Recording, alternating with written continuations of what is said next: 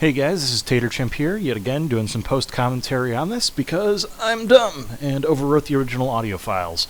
So today, after beating Ornstein and Smo, we were able to go and pick up the Lord Vessel, which allows you to teleport, in case you didn't know. And I'm just switching off my lightning bolts here so I don't forget to in the future. Can go back to using my wood bolts again. So probably just going to be doing that until we hit another boss, then we might go back to the double bow. But skipping through this dialogue just to be able to get to the Lord Vessel. And then I decide, with the souls that I have left after leveling up, that I was going to get some bolts. So I was thinking about it, I'm like, oh, I'll just go back to Andre, over in Firelink, forgetting about the giant who sells bolts in Orlando. And I realized this about a minute in, and I was just like, well, too late now, I'm already warped. I'm already committed. So just kind of starting the journey over there.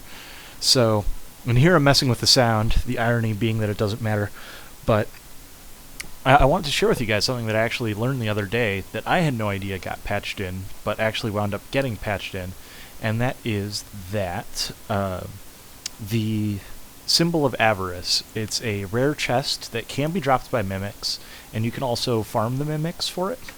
And to do that, you get a Lloyd's Talisman, and you just throw it on top of them, and then they basically fall asleep in their chest-like form, and you can try and either steal the contents from inside them, or occasionally they might drop the Helm of Avarice in addition to that.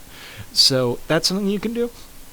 But as it turns out, they actually added it into the game, where if you kill every single mimic, then the last one automatically drops that.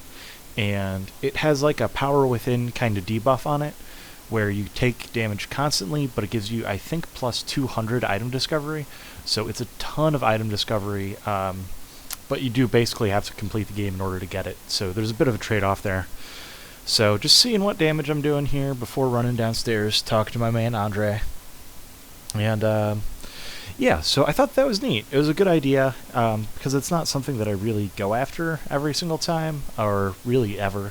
Usually the Covetous Gold Serpent Ring is good enough for me, but I could see, especially in, maybe not Blighttown because you're already probably poisoned, but in some of the other farming areas, it might be nice to be able to have 2 rings and not worry about your helmet.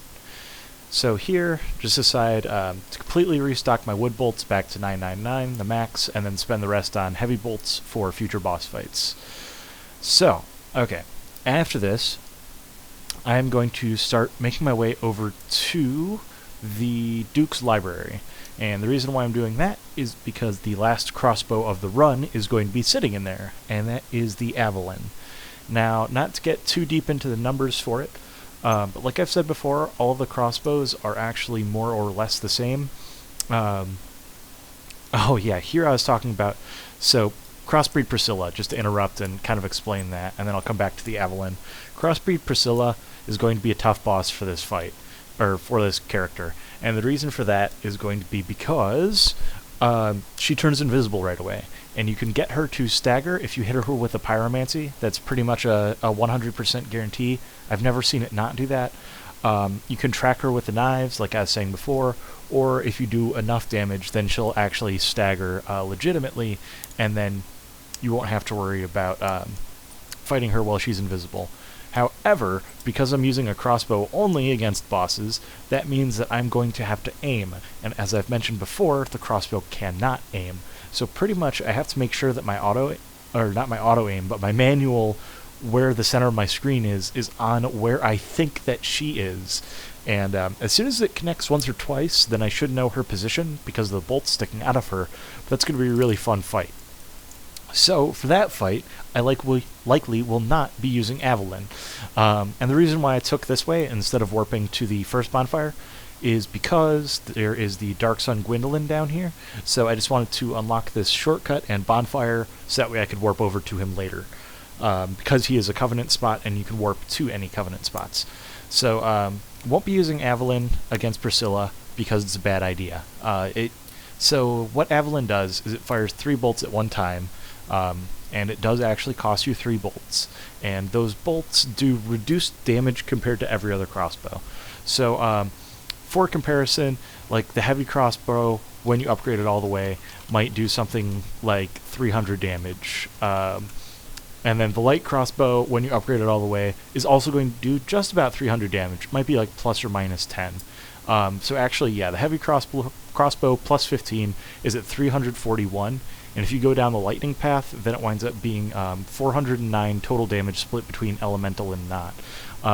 So if you go to the light crossbow, and I'm just looking this up while this is playing because I'm traveling. If you go to the light crossbow, it winds up being 310 at the light, and if you upgrade it with lightning, then it winds up being 370. So you get an additional 30 damage out of it, plus 10% by using the heavy over the light. But the moral of the story is it's not a substantial difference. I guess if you can make it up in bolts, I wouldn't be too worried about it. And because of the weight differences, you can't say which one's better or worse. However, the Avalyn is strictly better. And the reason is because when it gets all the way up, and actually let's just go ahead and look this up while I'm failing against this guy. I have some difficulty this video, if I recall. Okay, so looking at the Avalyn, when you upgrade it all the way, it does 229 damage. So that's 229 compared to the 310 and the 400 of the other crossbows. I think the 310 was the plus 15 for the light. And here I was like, am I going to let this guy get to me? Oh no, that's right. I forgot you actually have to place the Lord Vessel in order to unlock the Golden Fog Gates. So that was definitely a mistake on my part. I was feeling pretty foolish. So I have to go back, talk to Frampt, unlock the Lord Vessel, unlock the Fog Gates. So, continuing on with the Avalyn. 230 damage, but it fires 3 bolts. So composite, that's around 660 damage from each shot, whereas a normal crossbow is between 300 and 400 damage. So you're getting a lot more damage out of it, you're spending a lot more resources, and if only one of your bolts hits, then it is nowhere near as efficient. So that's kind of the benefits and weaknesses of using that. So I think it will be very helpful for actually fighting bosses, because most of them are rather large. So that's why we're going for it. And also in the Duke's Archives is the Large Magic Ember. And the Large Magic Ember, of course, will let us upgrade our... I think it's the heavy crossbow that's the magic one? Yeah. It will let us upgrade that to the full plus 10 potential. So, that's kind of what's on the agenda. Now that I've explained it all, now I can get to talking about how much I'm failing at this game. And one of the other things that I actually learned while going through this, I was doing a little bit of research and hanging out on Dark Souls forums lately, just because. So one of the other things that I learned while researching this is that I guess that the boar that you first encounter in the Undead Parish, you can backstab it, and that was something that I had never known. I always just try and go for the drop-down method or throw an alluring skull into the fire. So, something new to try out. It might actually just be full of crap, and it might just be a stupid way of getting new players to like run it to its butt and get kicked in the face. But apparently it does not work on the boars in the Duke's Archive.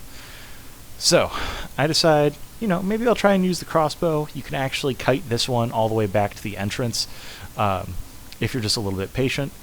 So I'm like, I'll try and do that, get him, get his attention. Come on back. And it should just be one more charge and he should be pretty much at the door. Okay, so here he turns around and I'm like, oh, 21 damage. That's not happening. Let's go with the Claymore, or the Zweihander. My mistake. And he does that to me, which is crap. I had my shield up. I had plenty of stamina. That should not have broken my guard, but for whatever reason it did. So, again, outside is the safe zone, so you don't have to worry about fighting the boars when you're out there. So, this time, get a good head-on charge instead of the weird side wall one, so he's not able to kill me through that at least. And then, finish him off. So, first boar's down, do a little dance, victory dance, and continue onwards. And actually, I tried something today while I'm walking to the other boar that's been pretty good to me. And that is, I had some leftover soda water because I was making some drinks with it. Oh, and here I was talking about the damage between the Zweihander, because I think that... Actually, I forget what the train of thought with that was. Never mind. That, he just steamrolled through all my stamina. And There should be a safe spot somewhere in this room, and you'll see me looking for it, but I totally forgot where it is. So whatever I'm doing in this video, just don't, because you'll see how it turns out. But yeah, I had some soda water, and the reason I had it was to make this drink with Campari, which is a bitter type of alcohol, and you just mix it with soda, and that's the drink. And I fairly like it, so I had some extra soda water, and that was about it in my house. So I mixed soda water with honey and sugar, and it's just like this nice, super sweet, kind of syrupy, like honey soda. It's really good. I've been digging it. And here I decided, like, screw it. Don't need to kill the boar. I'm out. Don't need that bonfire. I'll just come up here, take on the crystal guards, and make my way, and then get killed by Seath. So there's a guy around the corner here. So usually just try and kite him out. These guys do a ton of damage, and it's kind of unassuming. You wouldn't think so. And I have no poise, so of course it's going to be tough. And then if I had a little bit more poise, I could force through attacks, so that way it wouldn't be as worrisome. So I'm just trying to fish a backstab here, and I get headshot by the archer. Those archers do insane damage, and I don't know if it's just because they always get the headshots or because they can get buffed. And oh no, I didn't hit a bonfire before I made it out there, so I have to warp back and do another run back. This game can be brutal, so losing a little bit of time on it, but just kind of showcasing some of the frustrations. But the channelers can actually, I don't know if I ever really talked about the buff. I'm not 100% on exactly what it does, but basically it makes it so that each enemy deals more damage, and I think that's about it. I don't think it affects anything except for how much damage they deal to you. So there's actually one in the Gaping Dragon fight, which I've seen a few people skip out on killing him while I was being summoned to their fight. And it's like, really? Are you serious? That's the thing that you want to fight? Okay, let's do it. And there are, of course, the ones before the gargoyles, but out here they're just plain nasty, because those archers, they have such high base damage already, where it always surprises me. Like, there's ones on the staircase where every single time that I play this, I'm just like, there's no way that that should do as much as it does. It'll probably be like 3/4 of my life bar if I get hit by it. I think the one that hit me there was about half. And as you can tell, the boars in this hallway thankfully do not respawn, so don't have to be worrying about them. Still do have to worry about the second boar, though, because I have not killed him yet. A mistake which I will very shortly remedy. So I'm just trying to get him to get an attack out, and he does the same thing that the other one did, and just steamrolls me. And feeling a little angry, a little bit worried here. So get a wall between the two of us, and then it's boar fighting time. I've had enough.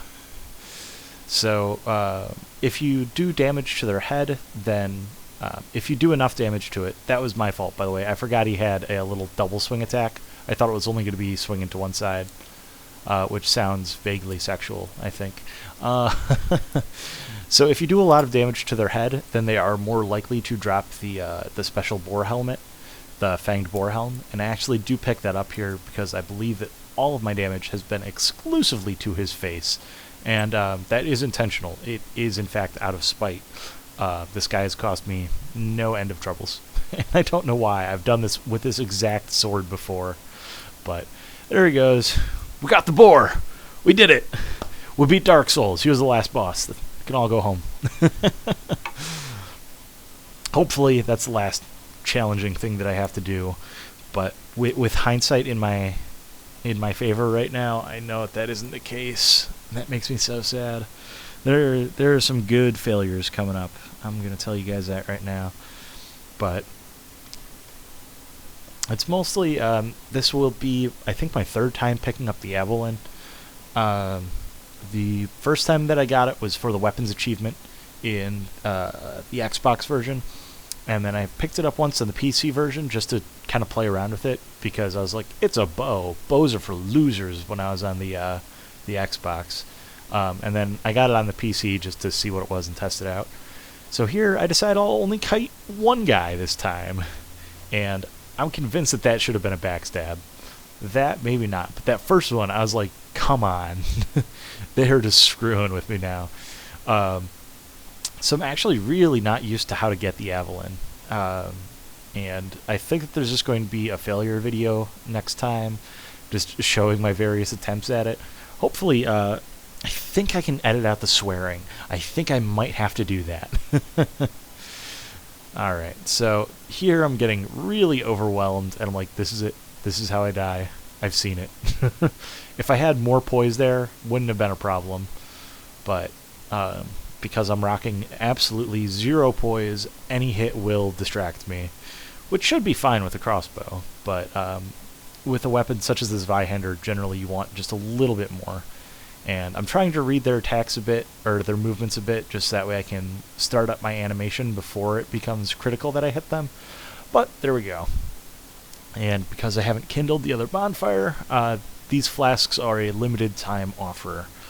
So you just want to move, I like to move clockwise around the room, taking cover behind the bookshelves here. There's only, I think, 4 or 5 of these guys that you have to take out. Just checking behind me to make sure there are none there. And then you can try and take out the caster. And I say try because he will teleport away from you as soon as you deal a certain amount of damage to him. I don't know the exact threshold, but it's around 50%. Maybe it's just a few good hits. And here is another one of those like terrifying moments, because I think there's a guy that I just completely missed. Yep, that guy. So I've got him dealt with. That should take care of most of the room. There are actually a few enemies up on the staircase. So that's going to be a thing that we'll have to worry about. And this is actually the room on that bookshelf that's going to be on the left when you enter. So like on the Chandler side is where the Avalon actually is. So not only do you have to get on top of that bookcase, you have to deal with all of the enemies in this room. And if you're bad at one half, then it's going to make the other half a living hell. So trust me on that. So fortunately, we learn here that we can take out the Chandlers with 2 hits of the Zweihander, meaning that they will not get a chance to teleport, making our lives just a little bit easier. And so we've got one guy on the right that we can see, so just take him out. And then I was like, I'm pretty sure that there's a guy on the left too, isn't there? Yup, there is. Didn't see him when I panned over, but he was probably blocked by a pillar or something. So there we go. All the enemies down in this room. And I forget what I'm doing here. Just checking around. Oh yeah, apparently I just really wanted some Twinkling Titanite. It was like everything that I desired. Despite the fact that you cannot upgrade the gold hemmed, and none of my other equipment calls for it right now. And really obvious ambush that I just totally forgot about. And then I look over at these 2 guys and I'm like, nah. Oh, actually I do take them on. I thought I ignored these guys. Must be another section that's very similar. And I forget if there's a mimic chest or something like that. And I'm just getting a little bit fed up of dealing with all this. So I'm like, I don't even know if I want to figure out what's over there. So yeah, I actually don't even go to explore it. Just kill that guy, spit on his grave, take his stuff, move along. Alright, so up here is going to be the path to get to Seath. And there is a unique enemy along the way, like a little crystal guardian man. So we get to take him out. And not really a trick with him. It's the same as taking on the guy in the asylum, really. And with his Vi, actually, you can just pancake him down, and then on the rebound. So that did about half his health. He's kind of slow to move, but because of all of the crystal set, he still has a lot of good damage. And here I'm like, okay, come on. And then I just decide I'm just going to break his defense, and then pancake him down. So, not much of a threat, that one. Do my little soul victory dance there. And there are crystal lizards up this hallway, which may help for upgrading lightning weapons and also our magic and fire weapons. Basically, we need every kind of chunk we can get. So, killing crystal lizards, very good thing. Fortunately, 0 chunks. So, oh well. There's always the Great Hollow, and there are always the other farming spots. Now against Seath, if you have power within here, it's actually really good to use. And the reason is you can get yourself down to 20% health before walking in. And that pretty much guarantees that you won't die from the curse, that you'll die just from damage. See, like right there, I've built up a ton of curse on that meter, and I was starting to get worried that I might actually get cursed. So I put on the rare Ring of Sacrifice to prevent me from being cursed in the next section. Wouldn't be too terrible, but it'd be awfully inconvenient. And it also lets me keep all of my souls. So no matter what happens when you die against Seath, you always spawn back in the prison. So at least there's that going for you. And then in that room where Seath is, you can actually get to it from the library with where the Avalon is. And if you kind of run around through there, then you can get to the large magic ember. And that is also where Big Hat Logan will be if you're saving him, but I'm not saving any NPCs because they're not doing anything for me. So this guy, I'm just going to let him run past and go for the backstab. All of the enemies have been released from their prison, so they're just trying to get out of dodge. We're not going to let them. And then definitely want to use the crossbow for this section. These guys have a kind of grapple attack that's pretty nasty, so avoid that if you can. They have, I don't think they probably have any resistance to any kind of damage. They are some of the squishiest enemies that I've ever seen. I think when I was doing my Belmont run, I was using a +9 Holy Whip at this point, I believe. And it was able to completely one-shot them, so I was pretty surprised by that. Plus, they drop a decent amount of souls, so it's pretty good to go ahead and take them out anyway. It's actually not too bad of a spot to farm in a pinch. I would still take farming it against the Dark Wraiths, just because you can get chunks, which are harder to come by, and if you're really lucky, you can also manage to get a slab this way. But yeah, I mean, it's not terrible souls, so definitely worth coming down. And there are 2 at the bottom that will actually never aggro on you, I believe, and both of which drop miracles. And there's some lore behind that, but I have not been touching any lore, so I wouldn't want to get into it. Like, listen to me talk about lore for 3 seconds, and then 5 hours of me talking about, oh, look at this crossbow. Look at these numbers. I made the numbers go up. That did 1 more damage. Why did that do 1 more damage than the last crossbow? I need to know. So, and this cell is where Big Hat Logan is, and the item that's back there is going to be another Firekeeper soul. So, beneficial to come back here once you get the key, although I usually never do. Generally speaking, I think in any given playthrough, my Estus Flask usually stays at +3. I don't normally try and go for the max, which I think is either 7 or 8. It's helpful, sure, but I think usually 3 or 4 is good enough. And I completely forgot the reason why I came down. I was like, I killed everything. My mission here is done. Not quite. So there are 3 snake guards up here. You can actually just get the aggro from 1, and if you are decent at parrying, which I am not, then you can just take him out. And here you see me just failing at everything. So I'm like, instead of parrying, I'm going to prioritize targets. Let's just go for that sorceress. Flip out of the way here. Let's just go for her, get her out of the equation, then we'll focus on the other snake men. Actually, I suppose that would be a snake woman, not a snake man. Wouldn't want to categorize them all the same.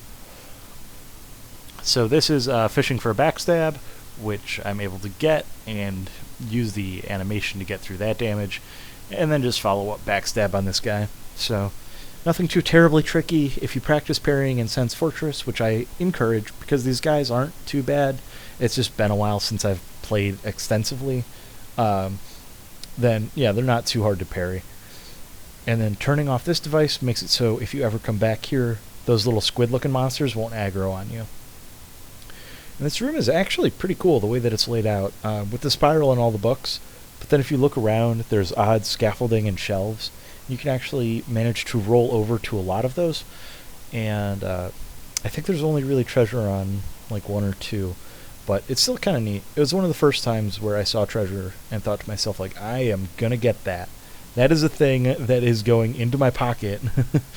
and I don't care how long it takes me to figure out, because there's a bonfire like right by where you have to do it, and all these cells contain some sorts of items, but I just don't care. I mean, I know it sounds bad, but I think that my character has almost everything that I want. Like, I'm pretty sure I could beat the game at my current level, maybe with my current equipment. I might want to upgrade the Lightning Zweihander a few more times, and the Avalon will definitely be nice, but I'm pretty sure that we could beat the game in current state. But you beat the game with a whip, and you've beaten the game with just about anything that it can throw at you. So, alright. Finally getting to move on to the actual portion of this level. I don't know. It feels like there's a lot of build up to it. And hey, this is an obvious trap. There's a guy on the right when you feel like you should be going left. Or at least, if you know that left is forward, then occasionally that guy will trip you up. There's an archer. In that same little alcove with the archer, there's another guy with a sword. So good at traps. So I knew that I can one-shot that guy, which is why I didn't care about this guy. And then confirming, oh my god, that you can backstab those guys. It felt like I missed every single one back there. So this time around, I wasn't too worried with actually completing all the level shortcuts and all that. I just wanted to make it to a bonfire. Once make it to bonfire, get the Avalon, and call this place good.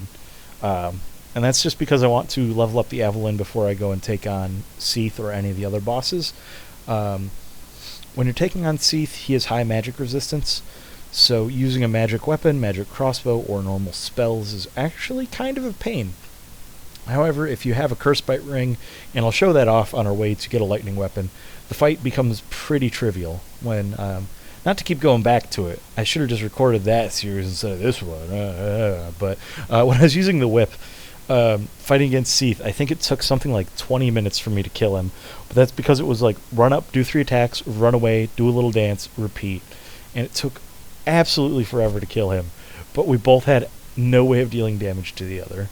So I decided I'd show off a few runs to the Avalon, try and get it... and it'll be a surprise if at the end of the video if I have it or not. We'll just get to see. We'll get to play along. So this place absolutely sucks. There are projectiles coming from every direction. Not a lot you can do about it. These guys are very effective at blocking off choke points. And I don't know why that guy got flattened by my attack. I assumed that he wouldn't, but I assumed wrong. Thought it was just going to tank off of him, but whatever, works for me.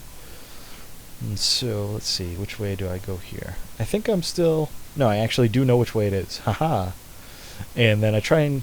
Okay. Never mind. I'm trying to call shots ahead of where I am here.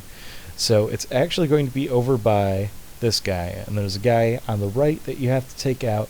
And then there's that archer over there. And then here, I'm like, I immediately regret not taking all of these guys out. But that should be mostly okay. It's just 2 hits, and the sword has a pretty good R1 animation, so not too bad for it. So ordinarily, you'd want to take the staircase up to continue through the level, I think. But what we're going to do is we're actually just going to turn the wheel on it after healing up. After getting shot by that guy. Oh, okay, that's the guy I'm thinking of. Yeah, so all subsequent runs, we're going to have to come to it from this angle, because I recognize this archer. So what it is, you have to rotate this staircase, and you have to take the down side of it and roll off the edge. So like right where I'm standing here, you have to roll off to that chest down there. So it's actually a bit tricky. You have to go a little bit sooner than you would think, and I don't think that I ever overshot it. I constantly undershot it. So as you can see, not the right angle for it, so it'll be on this trip. So this is attempt number 1 at getting the bow, and we see, I'm like, now, glorious failure, and the fall kills you. So it's a little bit tricky. We lost a ton of souls that I would kind of like to use to level up. More armor, something with poise would definitely be nice. I'm still prioritizing being able to flip fast over everything else, and also I still love the Zweihander too much not to use it. I think maybe there's an argument to be had of switching to crossbows only, and just using the Avalon to try and do that, but I don't know. I think, yeah, here, this guy blocks me, and then I take an arrow to the head, and then I just get comboed out. It's like, wow. This game rewards patience, and if you don't have it, you get an arrow to the face. That's just how it goes. So I'm like, one more time. I've got this. I can do this. I believe. So I decided to approach from this way, so that way you're not blocked. And this is kind of the route that I encourage, and I will be taking the next 2 times. So run past that guy. Don't worry about it. This guy, you have to cut the inside corner a little bit. If you go along the outside, then you can get blocked like I was last time, which leads to an arrow to the face. And I come up here, and the staircase is in the wrong direction. So I just decided to say, screw it. I'm near time. I'm just going to go ahead and try and get this next time.